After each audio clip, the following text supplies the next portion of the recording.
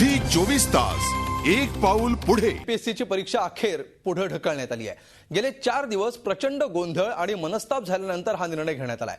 परीक्षार्थींबरोबरच Zee 24 तासनं परीक्षा पुढे ढकलण्यासाठी केलेल्या पाठपुराव्याला यश आलंय। पण या सगळ्या गोंधळामध्ये महत्त्वाचा प्रश्न म्हणजे परीक्षार्थींच्या मनस्तापाला जबाबदार कोण?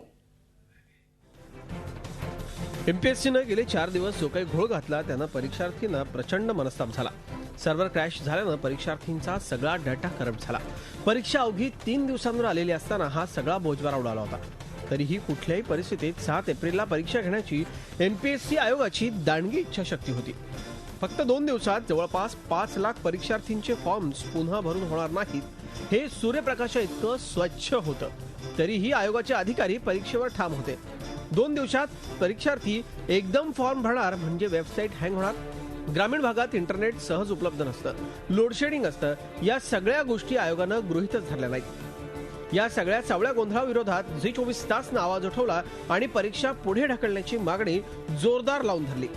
विरोधकांसह उपमुख्यमंत्री अजित पवारांनीही परीक्षा पुढे ढकलण्याची सूचना करत सरकारला घरचा आहेर दिला। तरीही एमपीएससी आयोग मागे हटायला तयार नव्हता।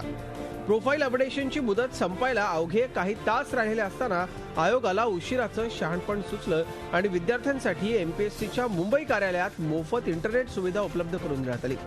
इतके दिवस गोंधळ सुरू असताना आयोगाला हे आधी का सुचलं नाही? परीक्षा चुकू नये म्हणून ग्रामीण भागातल्या परीक्षार्थींनी अखेर धावत धावत मुंबई गाठली। एवढा सावळा गोंधळ आणि मनस्ताप झाल्यानंतर एमपीएससीची परीक्षा पुढे ढकलण्याचा निर्णय मुख्यमंत्र्यांनी जाहीर केला। परीक्षार्थींची मागणी आणि झी 24 तासच्या पाठपुराव्याला यश आलं आणि लाखो परीक्षार्थींना दिलासा मिळाला। आम्ही लोक जो त्रास घेतोय गेले 3 दिवस आम्ही कंटिन्यू फेऱ्याच मारतोय। जिकडनं आम्ही फॉर्म भरला त्या सेंटरवर जाऊन आम्ही जेव्हा पहिला बघितलं हॉल तिकीट येणार या आशेने आम्ही गेलो होतो। हॉल तिकीट काय आलं नाही। थँक्स टू झी 24 तास आमच्या या सगळ्या प्रॉब्लेमचा पाठपुरावा केला आणि कुठेतरी आउटकम आले की ठीक आमची एक्झाम पुढे ढकलली। आता तरी परीक्षेच्या आधी परीक्षार्थींना प्रोफाईल अपडेट करण्यासाठी योग्य वेळ द्यावा। सगळ्या विद्यार्थ्यांनी वेळेत फॉर्म्स अपडेट केले आहेत याची खात्री करावी।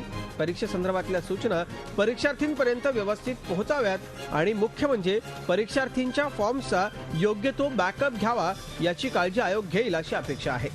झी 24 ताससाठी दीपाली जगतापसह दिनेश दुखंडे, मुंबई। झी 24 तास एक पाऊल पुढे।